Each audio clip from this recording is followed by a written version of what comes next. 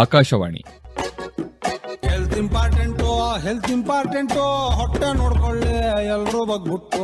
ಸಾರ್ವಜನಿಕರಿಗೆ ಆರೋಗ್ಯ ಅರಿಕೆ ಅರಿವು ಮೂಡಿಸುವ ವಿಶೇಷ ಕಾರ್ಯಕ್ರಮ ಸರಣಿ ಎಲ್ಲರಿಗೂ ಆರೋಗ್ಯ. ಆರೋಗ್ಯ ಸಲಹೆ ಒಳಗೊಂಡ ಕಾರ್ಯಕ್ರಮ. ಈ ಕಾರ್ಯಕ್ರಮ ಸರಣಿಯ ಸಹಯೋಗ ಹಾಗೂ ಪ್ರಾಯೋಜಕರು IMA ಶಿವಮೊಗ್ಗ ಶಾಖೆ. ಆರೋಗ್ಯವೇ ಭಾಗ್ಯ ಅಂತ ಕಾಯಿಲೆ ಕಸಾಲೆ ಮೂಲ ಯಾವಂದು ಹೇಳೋಕೆ ಆಗೋದಿಲ್ಲ. ಇಂದಿನ ಕಾರ್ಯಕ್ರಮದಲ್ಲಿ ಬಂಜೆತನ ಈ ಕುರಿತು ಈಗ ಮಾತನಾಡುತ್ತಾರೆ ಶಿವಮೊಗ್ಗದ ಬಂಜೆತನ ನಿವಾರಣಾ ಹಾಗೂ IVF ತಜ್ಞರಾದ ಡಾಕ್ಟರ್ ಕಾವ್ಯ ಪ್ರದೀಪ್ ಅವರು. ನಮಸ್ಕಾರ, ನಾನು ಡಾಕ್ಟರ್ ಕಾವ್ಯ ಪ್ರದೀಪ್, ಹಿರಿಯ ಬಂಜೆತನ ನಿವಾರಣೆ ತಜ್ಞೆ ಹಾಗೂ IVF ಸ್ಪೆಷಲಿಸ್ಟ್, ನವಸೃಷ್ಟಿ ಫರ್ಟಿಲಿಟಿ ಹಾಗೂ IVF ಸೆಂಟರ್, ದುರ್ಗಿಗುಡಿ, ಶಿವಮೊಗ್ಗ. ಕಳೆದ 6 ವರ್ಷಗಳಿಂದ ನಾನು ಶಿವಮೊಗ್ಗ ಜನತೆಗೆ ಬಂಜೆತನ ನಿವಾರಣೆ ತಜ್ಞೆಯಾಗಿ ಸೇವೆ ಸಲ್ಲಿಸ್ತಾ ಇದ್ದೇನೆ. ಈ ಬಂಜೆತನ ಅನ್ನೋದು ಹಲವಾರು ದಂಪತಿಗಳ ಜೀವನದಲ್ಲಿ ಮೌನವಾಗಿ ಕಾಡುವ ಒಂದು ವಿಚಾರವಾಗಿದ್ದು, ಬಹುಶಃ ಅದನ್ನು ತೆರೆದ ಮನಸ್ಸಿಂದ ಚರ್ಚಿಸಲು ನಾವೆಲ್ಲರೂ ಹಿಂಜರಿತೇವೆ.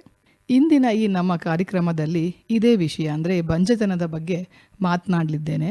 ಇದರ ಕಾರಣಗಳೇನು, ಪರಿಹಾರಗಳೇನು ಮತ್ತು ಮುಖ್ಯವಾಗಿ ಇದನ್ನು ನಾವು ಹೇಗೆ ಅರ್ಥ ಮಾಡಿಕೊಳ್ಳಬೇಕು ಎಂದು. ಹಾಗಾದರೆ ಇಂದಿನ ವಿಷಯದತ್ತ ಹೋಗೋಣ. ನಾನು ಈ ವಿಷಯನ ಒಂದು ಚಿಕ್ಕ ಕತೆ ಮೂಲಕ ಹೇಳಲಿಕ್ಕೆ ಇಷ್ಟಪಡ್ತೇನೆ.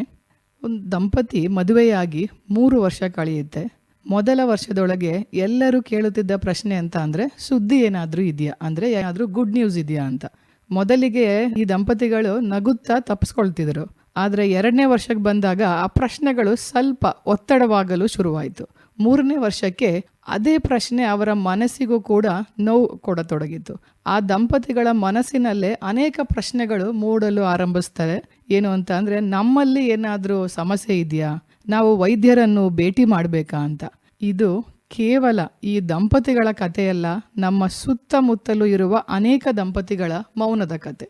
ಹಾಗಾದರೆ ನಾವು ಬಂಜೆತನ ಅನ್ನೋದು ಯಾವಾಗ ಕರಿತೇವೆ, ಇನ್ಫರ್ಟಿಲಿಟಿ ಅಂತ ಅಂದರೆ ಏನು ಅಂತ ಅಂದರೆ, ದಂಪತಿಗಳು ಮದುವೆಯಾಗಿ 1 ವರ್ಷ ಆದ್ರೂ ನಿಯಮಿತವಾಗಿ ಸಂಭೋಗ ಮಾಡಿದರೂ ಕೂಡ ಗರ್ಭಧಾರಣೆ ಆಗದಿದ್ದರೆ, ಅಥವಾ ಮಹಿಳೆಯ ವಯಸ್ಸು 35 ವರ್ಷಕ್ಕಿಂತ ಹೆಚ್ಚು ಆಗಿ 6 ತಿಂಗಳಾದರೂ ಗರ್ಭಧಾರಣೆ ಆಗಲಿಲ್ಲ ಅಂತ ಅಂದರೆ ಅದನ್ನು ನಾವು ಬಂಜೆತನ ಅಂತ ಕರಿತೇವೆ. ಆವಾಗ ಅವರು ಪರೀಕ್ಷೆಗೆ ಒಳಪಡಬೇಕಾಗತ್ತೆ. ಹಾಗಾದರೆ ಇದಕ್ಕೆ ಕಾರಣಗಳೇನು?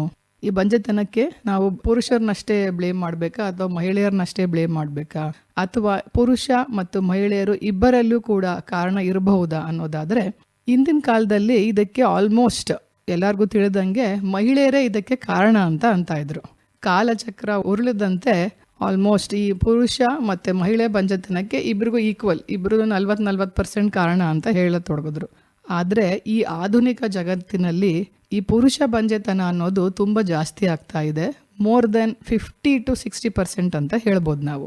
ಹಾಗಾದರೆ ಇಬ್ಬರಲ್ಲಿ ಸಾಮಾನ್ಯ ಕಾರಣಗಳನ್ನ ನಾವು ಹುಡುಕ್ತಾ ಹೋದರೆ, ಈಗಾಗಲೇ ನಾನು ಹೇಳಿದಾಗೆ ಈ ಆಧುನಿಕ ಜಗತ್ತಿನಲ್ಲಿ ಈ ಲೈಫ್ ಸ್ಟೈಲ್ ಅನ್ನೋದು ಜೀವನ ಶೈಲಿಯಲ್ಲಿ ತುಂಬಾ ಬದಲಾವಣೆಗಳಾಗಿದೆ. ಮೇನ್ ಆಗಿ ಈ ಅತಿಯಾದ ಒತ್ತಡ ಅಂದರೆ ಈ ಸ್ಟ್ರೆಸ್, ಮತ್ತು ಈ ಸ್ಥೂಲಕಾಯ ಅಂತೀವಿ, ಒಬೆಸಿಟಿ, ಅತಿಯಾದ ತೂಕ ಅಥವಾ ಅತಿ ಕಡಿಮೆ ತೂಕ ಆಗೋದು ಕೂಡ ಈ ಬಂಜೆತನಕ್ಕೆ ಕಾರಣ ಆಗುತ್ತೆ. ಈ ಥರ ಹೇಳಿದ್ರೆ ಈ ಧೂಮಪಾನ, ಸ್ಮೋಕಿಂಗ್ ಇಂದ, ಆಲ್ಕೋಹಾಲ್ ಮತ್ತು ತಂಬಾಕು ಮತ್ತು ಗುಟ್ಕಾ ಸೇವನೆಯಿಂದ ಆಲ್ಮೋಸ್ಟ್ ಈಗ ನಮ್ಮ OPDಲಿ ಬರುವಂಥ ಪುರುಷರು 25ರಿಂದ 30 ವರ್ಷದೊಳಗಡೆ ಇರ್ತಾರೆ. ಅವರಿಗೆ ಆಲ್ಮೋಸ್ಟ್ ಈ ತಂಬಾಕು, ಪಾನ್, ವಿಮಲ್ದೆಲ್ಲ ಅಭ್ಯಾಸಗಳು ತುಂಬಾ ಇರುತ್ತೆ. ವೀರ್ಯಾಣು ಪರೀಕ್ಷೆ ಮಾಡಿಸಿದ್ರೆ ಒಂದು ವೀರ್ಯಾಣುಗಳ ಸಂಖ್ಯೆ ಚಲನಶಕ್ತಿಯಲ್ಲಿ ತೀರಾ ಕಡಿಮೆ ಇರುತ್ತೆ. ಇಲ್ಲ ಅಂತ ಅಂದರೆ ನಮಗೆ 0 ಕೂಡ ನೋಡೋದ್ರಲ್ಲಿ ಆಶ್ಚರ್ಯ ಇರಲ್ಲ. ಮತ್ತು ಇತರೆ ಕಾರಣಗಳನ್ನ ತಗೊಂಡ್ರೆ ಈ ಡಯಾಬಿಟೀಸ್, ಈಗ ಆಲ್ಮೋಸ್ಟ್ ಎಲ್ಲರೂ ಡಯಾಬಿಟೀಸ್ ಅಂತ ಬರ್ತಿದ್ದಾರೆ. ಇದಕ್ಕೂ ಕಾರಣ ಒಂದು ಲೈಫ್ ಸ್ಟೈಲಿಂದನೇ, ಮತ್ತು ಕೆಲವೊಂದು ಔಷಧಗಳು, ಅದರಲ್ಲೂ ಕೆಲವೊಂದು ಕ್ಯಾನ್ಸರ್ ಸಂಬಂಧಿತ ಔಷಧಗಳು ಅಥವಾ ಈ ಕ್ಯಾನ್ಸರ್ಗೆ ಕೀಮೋಥೆರಪಿಯಿಂದ ಟ್ರೀಟ್ಮೆಂಟ್ ತಗೊತೀವಲ್ಲ, ಅದರಿಂದನೂ ಕೂಡ ಈ ಅಂಡಾಣು ಮತ್ತು ವೀರ್ಯಾಣು ಎರಡುಗಳ ಮೇಲೂ ಪರಿಣಾಮ ಬೀಳುವಂಥದ್ದು ಇರುತ್ತೆ. ಮತ್ತು ಇನ್ನೊಂದು ಯೂಸೇಜ್ ಆಫ್ ಪ್ಲಾಸ್ಟಿಕ್ ವಾಟರ್ ಬಾಟ್ಲಲ್ಲಿ ನೀರು ಕುಡಿಯುವಂಥದ್ದು, ಮತ್ತೀಗೇನು ಬಿಲ್ ರೆಸಿಪ್ಟ್ಸ್ ಅಲ್ಲಿ ಇರುವಂಥ ಅಕ್ಷರಗಳನ್ನ ನಾವು ಕೈಯಲ್ಲಿ ಮುಟ್ಟೋದ್ರಿಂದ ಆಗಲಿ, ಮತ್ತೆ ಇತರೆ ಅಂದರೆ ಈ ಕ್ರಿಮಿನಾಶಕ, ಕೀಟನಾಶಕಗಳಿಂದ ಆಗುವಂಥ ಈ ಅಂಡಾಣು ವೀರ್ಯಾಣುಗಳ ಮೇಲೆ ಆಗುವಂತಹ ಸಮಸ್ಯೆಗಳು, ಇದೆಲ್ಲವೂ ಕೂಡ ಬಂಜೆತನಕ್ಕೆ ಸಮಸ್ಯೆ ಮಾಡುತ್ತೆ. ನಾವು ಈಗ ಪ್ರತ್ಯೇಕವಾಗಿ ಮಹಿಳೆಯರಲ್ಲಿ ಕಾರಣನ ನೋಡಬೇಕು ಅಂತ ಅಂದರೆ, ಮೊದಲನೆಯದಾಗಿ ಅವರ ವಯಸ್ಸು ಹೆಚ್ಚಾದಂತೆ ನಮಗೆ ಫಲವತ್ತತೆ ಅಂತ ಏನು ಹೇಳ್ತೇವೆ, ಫರ್ಟಿಲಿಟಿ ಅನ್ನೋದು ಕಡಿಮೆ ಆಗ್ತಾ ಬರುತ್ತೆ.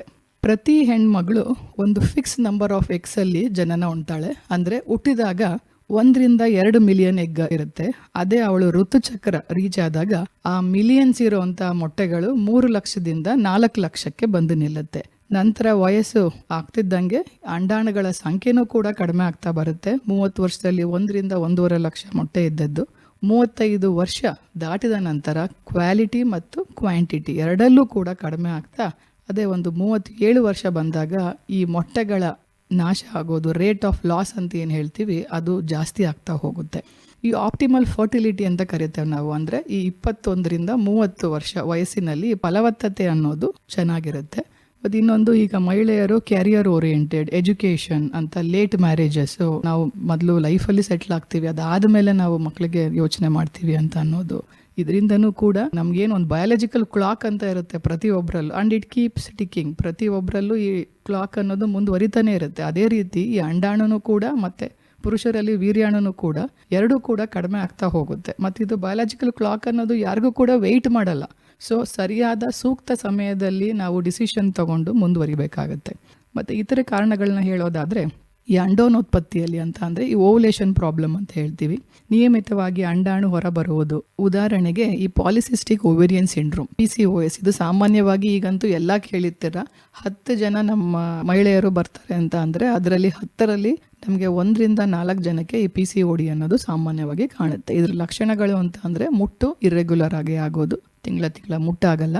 ಕೆಲವೊಬ್ಬರು 2.5 ತಿಂಗಳು, 3 ತಿಂಗಳು, 6 ತಿಂಗಳಿಗೊಮ್ಮೆ ಆಗೋದು, ಅಥವಾ ಟ್ಯಾಬ್ಲೆಟ್ಸ್ ಕೊಟ್ಟರಷ್ಟೇನೆ ಬ್ಲೀಡಿಂಗ್ ಆಗುವಂಥದ್ದು, ಮತ್ತು ಪಿಂಪಲ್ಸ್ ಆಗುವ ಸಾಧ್ಯತೆಗಳು, ಮುಖದಲ್ಲಿ ಹೇರ್ಸ್ ಡೆವಲಪ್ಮೆಂಟ್, ಕೈಕಾಲಲ್ಲಿ ಹೇರ್ಸ್ ಜಾಸ್ತಿ ಆಗುವಂಥದ್ದು, ಇದು PCOS ಲಕ್ಷಣಗಳಿರುತ್ತೆ.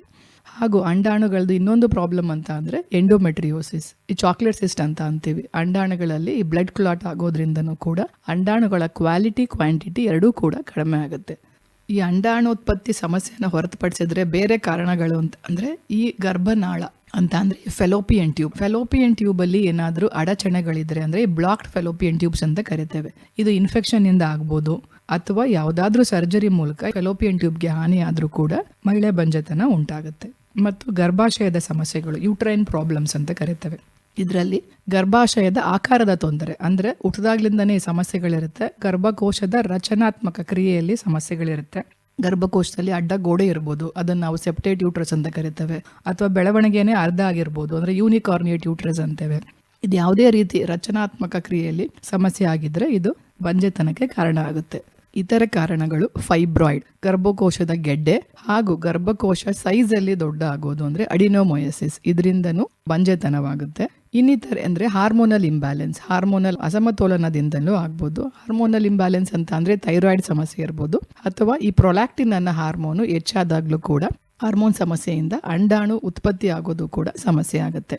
ಜಸ್ಟ್ ಒಂದು ಕೆಲವು ದಿನಗಳ ಹಿಂದೆ ಒಂದು ದಂಪತಿಗಳು ಬಂದರು. ಅವ್ರಿಗೆ ಮಾಮೂಲಿ ನಾವು ಸ್ಕ್ಯಾನಿಂಗ್ ಮಾಡಿಸ್ತೇವೆ, ವೀರ್ಯಾಣು ಪರೀಕ್ಷೆ ಮಾಡ್ತೇವೆ, ಕೆಲವೊಂದು ಇಂಪಾರ್ಟೆಂಟ್ ಬ್ಲಡ್ ಟೆಸ್ಟ್ಗಳನ್ನ ಮಾಡಿಸ್ತೇವೆ. ಇಂಪಾರ್ಟೆಂಟ್ ಬ್ಲಡ್ ಟೆಸ್ಟ್ಗಳಲ್ಲಿ ಹಾರ್ಮೋನ್ ಟೆಸ್ಟ್ ಕೂಡ ಇರುತ್ತೆ, ಥೈರಾಯ್ಡ್ ಮತ್ತು ಪ್ರೊಲ್ಯಾಕ್ಟಿನ್. ಥೈರಾಯ್ಡ್ ಪರೀಕ್ಷೆ ಮಾಡಿಸಿದ ಮೇಲೆ ಥೈರಾಯ್ಡ್ ಆಲ್ಮೋಸ್ಟ್ ಆ ಮಹಿಳೆಯಲ್ಲಿ 72 ಅಂತ ಬಂತು. ನಮಗೆ ಸಾಮಾನ್ಯವಾಗಿ ನಾರ್ಮಲ್ ಅಂತ ಅಂದರೆ 5.5, ಪ್ರೆಗ್ನೆನ್ಸಿ ಪ್ಲ್ಯಾನ್ ಮಾಡ್ತಿದ್ದಾರೆ ಅಂತ ಅಂದರೆ 2.5 ಒಳಗಡೆ ಇಟ್ಕೋಬೇಕಾಗತ್ತೆ. ಆದರೆ ಈ ಮಹಿಳೆಯ ಥೈರಾಯ್ಡ್ ಲೆವೆಲ್ಸು 72 ಇತ್ತು. ಸೊ ಇದಕ್ಕೆ ಟ್ರೀಟ್ಮೆಂಟ್ನ ಮಾಡಿ ಥೈರಾಯ್ಡ್ ಲೆವೆಲ್ ನಾರ್ಮಲೈಸ್ ಮಾಡಿ ಆದಮೇಲೆ ನೆಕ್ಸ್ಟ್ ಸೈಕಲಲ್ಲೇ ಅವರಿಗೆ ಪ್ರೆಗ್ನೆನ್ಸಿ ಆಗುತ್ತೆ. ಸೊ ಥೈರಾಯ್ಡ್ ಹಾರ್ಮೋನ್ ಆಗಲಿ, ಪ್ರೊಲ್ಯಾಕ್ಟಿನ್ ಹಾರ್ಮೋನ್ ಆಗಲಿ, ಯಾವುದೇ ರೀತಿಯ ಅಸಮತೋಲನ ಇತ್ತು ಅಂತ ಅಂದರೆ ಅದನ್ನು ಟ್ರೀಟ್ ಮಾಡಬೇಕಾಗತ್ತೆ. ಈ ಜಸ್ಟ್ ಸಿಂಪಲ್ ಈ ಕರೆಕ್ಷನಿಂದನೂ ಕೂಡ ಪ್ರೆಗ್ನೆನ್ಸಿ ಆಗುವ ಸಾಧ್ಯತೆಗಳು ಇರುತ್ತೆ.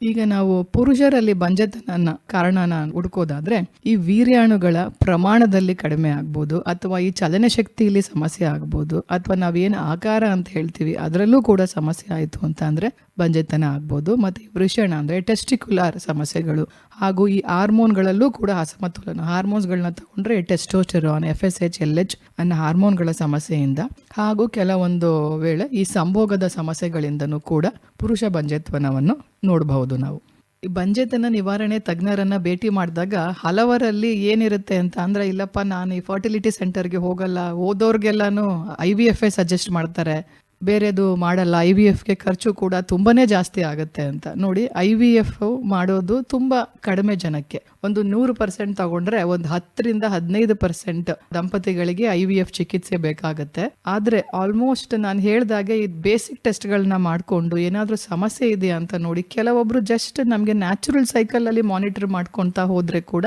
ಪ್ರೆಗ್ನೆನ್ಸಿ ಆಗೋ ಸಾಧ್ಯತೆಗಳಿರುತ್ತೆ. ಇನ್ನು ಕೆಲವರಿಗೆ ನಾವು ಕೆಲವೊಂದು ಔಷಧಗಳನ್ನ ಹಾಕಬೇಕಾಗತ್ತೆ, ಓಲೇಷನ್ ಇಂಡಕ್ಷನ್ ಡ್ರಗ್ಸ್ ಅಂತ ಅಂತೇವೆ. ಅದನ್ನ ಹಾಕಿ ನೆಕ್ಸ್ಟ್ ಸ್ಕ್ಯಾನಿಂಗ್ ಮುಖಾಂತರ ಮೊಟ್ಟೆಗಳು ಬಿಡುಗಡೆ ಆಗೋದನ್ನ ನೋಡಿ ಯಾವಾಗ ಸಂಭೋಗ ಮಾಡಬೇಕು ಅಂತ ಕೂಡ ತಿಳಿಸಿ, ಅದರಿಂದನೂ ಕೂಡ ಪ್ರೆಗ್ನೆನ್ಸಿ ಆಗೋ ಸಾಧ್ಯತೆಗಳು ಹೆಚ್ಚಿರುತ್ತೆ. ಮತ್ತೆ ಇನ್ನೊಂದು ಅಂತ ಅಂದ್ರೆ, ಈ ನಾರ್ಮಲ್ ಸೈಕಲ್ ಆಗ್ಲಿಲ್ಲ ಅಂತ ಅಂದ್ರೆ ನಾವು ಇಂಟ್ರಾಯುಟ್ರೇನ್ ಇನ್ಸೆಮಿನೇಷನ್ ಅಂತೀವಿ, IUI. ಅಂಡಾಣು ಉತ್ಪತ್ತಿ ಆಗುವ ಸಮಯದಲ್ಲಿ ವೀರ್ಯಾಣುನ ತಗೊಂಡು ಅವರ ಗರ್ಭಕೋಶಕ್ಕೆ ನೇರವಾಗಿ ಹಾಕ್ತೇವೆ. ಇದನ್ನ IUI ಚಿಕಿತ್ಸೆ ಅಂತ ಕರಿತೇವೆ.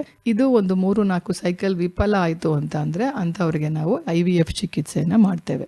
ಕೊನೆಯದಾಗಿ ಹಾಗೂ ಮುಖ್ಯವಾಗಿ ಗಮನಿಸಬೇಕಾದದ್ದು ಅಂತ ಅಂದ್ರೆ, ಬಂಜೆತನ ಅನ್ನೋದು ಸಾಮಾನ್ಯ ಸಮಸ್ಯೆ ಆಗಿದ್ದು ಇದಕ್ಕೆ ಸರಿಯಾದ ಚಿಕಿತ್ಸೆಯನ್ನು ತಗೊಂಡ್ರೆ ಇದಕ್ಕೆ ಸೊಲ್ಯೂಷನ್ ಇದೆ. ಹಾಗೂ ಸರಿಯಾದ ಪರೀಕ್ಷೆ ಮತ್ತು ವೈದ್ಯಕೀಯ ಸಲಹೆಯಿಂದ ಹಲವರಿಗೆ ಗರ್ಭಧಾರಣೆ ಸಾಧ್ಯವಾಗುತ್ತದೆ. ಅದಕ್ಕಾಗಿ ಬಂಜೇತನ ನಿವಾರಣೆ ತಜ್ಞರನ್ನು ಸೂಕ್ತ ಸಮಯದಲ್ಲಿ ಭೇಟಿ ಮಾಡಿ ಸಲಹೆಯನ್ನು ಪಡೆಯಿರಿ. ಹಾಗಾದ್ರೆ ನಾವು ಯಾವಾಗ ಅವರನ್ನ ಭೇಟಿ ಮಾಡೋ ಸೂಕ್ತ ಸಮಯ ಯಾವಾಗ ಅಂತ ಅಂದ್ರೆ, ಮಹಿಳೆ ಮುಟ್ಟಾದ 2ನೇ ಅಥವಾ 3ನೇ ದಿನ ದಂಪತಿಗಳಿಬ್ಬರೂ ಕೂಡ ಅವರ ಹಳೆಯದು ಚಿಕಿತ್ಸೆ ಪಡೆದಿರುವ ರಿಪೋರ್ಟ್ಸ್ ಅನ್ನ ತಗೊಂಡು ಬಂಜೆತನ ನಿವಾರಣೆ ತಜ್ಞರನ್ನು ಭೇಟಿ ಮಾಡಬೇಕಾಗತ್ತೆ.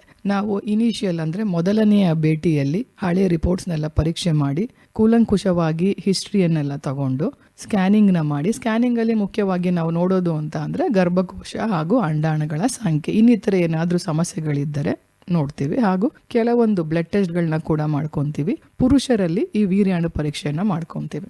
ಮತ್ತು ಇನ್ನೊಂದು ಅಂತ ಅಂದರೆ ಈ ಟ್ಯೂಬ್ ಟೆಸ್ಟನ್ನ ನಾವು ಎಕ್ಸ್ರೇ ಮುಖಾಂತರ ಅಥವಾ ಸ್ಕ್ಯಾನಿಂಗ್ ಮುಖಾಂತರ ಟ್ಯೂಬ್ ಟೆಸ್ಟ್ಗಳ್ನ ಕೂಡ ಮಾಡ್ಕೊತೇವೆ. ಹಾಗಾಗಿ ಈ ಬಂಜೆತನ ಅನ್ನೋದು ಹೇಗೆ ಇದಕ್ಕೆ ಚಿಕಿತ್ಸೆ ಅನ್ನೋದು ಲಭ್ಯ ಇದೆ, ಅದೇ ರೀತಿ ನೀವು ಸೂಕ್ತ ಸಮಯದಲ್ಲಿ ಅವರನ್ನು ಭೇಟಿ ಮಾಡಿ ಸೂಕ್ತ ಸಲಹೆಯನ್ನು ಪಡೆದು ನಿಮ್ಮ ಜೀವನದಲ್ಲಿ ಒಂದು ಸುಂದರ ಕ್ಷಣವನ್ನು ಅನುಭವಿಸಲು ತಯಾರಾಗಿ. ಧನ್ಯವಾದಗಳು. ಬಂಜೆತನ ಈ ಕುರಿತು ಈವರೆಗೂ ಮಾತನಾಡಿದವರು ಶಿವಮೊಗ್ಗದ ಬಂಜೆತನ ನಿವಾರಣಾ ಹಾಗೂ IVF ತಜ್ಞರಾದ ಡಾಕ್ಟರ್ ಕಾವ್ಯ ಪ್ರದೀಪ್ ಅವರು. ಹೆಲ್ತ್ ಇಂಪಾರ್ಟೆಂಟು ಹೊಟ್ಟೆ ನೋಡ್ಕೊಳ್ಳಿ, ಎಲ್ರೂ ಬಗ್ಬಿಟ್ಟು ಹೊತ್ತಿಗೆರಡು ತುತ್ತು ತಿಂದ್ಕೊಳ್ಳಿ, ಬೇಗ ಮಲಗಿ ಬೇಗ ಎದ್ದು ಕುಂತ್ಕೊಳ್ಳಿ. ಸಾರ್ವಜನಿಕರಿಗೆ ಆರೋಗ್ಯ ಅರಿಕೆ ಅರಿವು ಮೂಡಿಸುವ ವಿಶೇಷ ಕಾರ್ಯಕ್ರಮ ಸರಣಿ ಎಲ್ಲರಿಗೂ ಆರೋಗ್ಯ ಸಲಹೆ ಒಳಗೊಂಡ ಕಾರ್ಯಕ್ರಮ. ಈ ಕಾರ್ಯಕ್ರಮ ಸರಣಿಯ ಸಹಯೋಗ ಹಾಗೂ ಪ್ರಾಯೋಜಕರು IMA ಶಿವಮೊಗ್ಗ ಶಾಖೆ. ಕೇಳುಗರೆ, ಈ ಕಾರ್ಯಕ್ರಮ ಸರಣಿ ಆಕಾಶವಾಣಿ ಭದ್ರಾವತಿ ಯೂಟ್ಯೂಬ್ ಚಾನೆಲ್ನಲ್ಲಿಯೂ ಲಭ್ಯವಿದೆ. ಕಾರ್ಯಕ್ರಮದ ನಿರ್ವಹಣೆ SR ಭಟ್, ಸಹಕಾರ ಲಿಡಿಯಾ SG. ಕಾರ್ಯಕ್ರಮ ಆಕಾಶವಾಣಿ ಭದ್ರಾವತಿ ಕೇಂದ್ರದ ಕೊಡುಗೆ. ಹೆಲ್ತ್ ಇಂಪಾರ್ಟೆಂಟು ಹೊಟ್ಟೆ ನೋಡ್ಕೊಳ್ಳಿ, ಎಲ್ರೂ ಬಗ್ಬಿಟ್ಟು